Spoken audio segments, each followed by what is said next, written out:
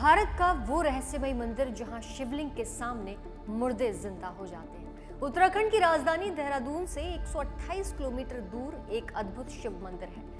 लाखामंडल नामक स्थान पर होने की वजह से इसे लाखामंडल शिव मंदिर के नाम से भी जानते हैं। ऐसी मान्यता है कि महाभारत काल में दुर्योधन ने यहाँ पांडवों को जलाकर मारने की कोशिश की थी। अज्ञातवास के दौरान युधिष्ठिर ने इसी स्थान पर शिवलिंग की स्थापना की थी, जो मंदिर में आज भी मौजूद है। मंदिर में मौजूद इस शिवलिंग को महामुंडेश्वर के नाम से जाना जाता है। ऐसी मान्यता है कि मृत व्यक्ति को शिवलिंग के सामने रखने के बाद पुजारी द्वारा अभिमंत्रित जल छिड़कने पर वो जीवित हो जाता था।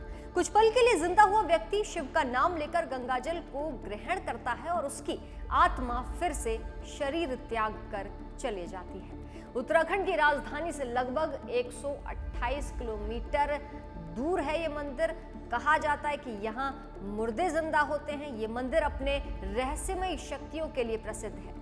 ऐसी मान्यता है कि यहाँ शिवलिंग के पास मुर्दे को रखने पर मुर्दा कुछ पल के लिए आंखें खोलकर सांस लेने लगता है। दंत कथाओं की अगर माने तो महाभारत काल में पांडवों को मारने के लिए दुर्योधन ने लाक्षागृह का निर्माण कराया था, लेकिन पांडव पीछे बने गुफा से बच निकले थे। एक और मान्यता यह है कि यहाँ युधिष्ठिर ने एक शिवलिंग का निर्माण किया था, जो आज भी मंदिर में मौजूद है। आप ये जानकर अचरज में पड़ जाएंगे कि यहाँ शिवलिंग के पास किसी मुर्दे को रखने पर वो आंखें खोल लेता है और फिर जिंदा हुआ व्यक्ति उठकर गंगा जल भी ग्रहण करता है और कुछ ही पलों के बाद उसकी आत्मा शरीर त्याग देती है। यहाँ खुदाई के दौरान पुरावशेष विभाग को विभिन्न आकार और प्रकार के शिवलिंग भी मिले। मंदिर यमुना नदी के तट पर बरनीगढ़ नामक स्थान के पास स्थित है।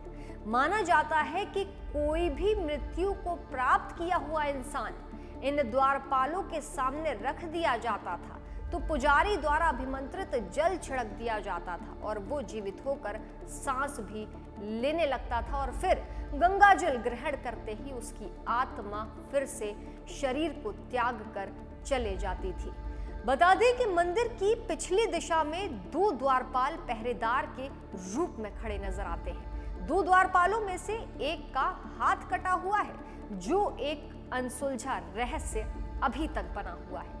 वहीं इस मंदिर के शिवलिंग पर जलाभिषेक करने वाले व्यक्ति का चेहरा स्पष्ट रूप से नजर आता है।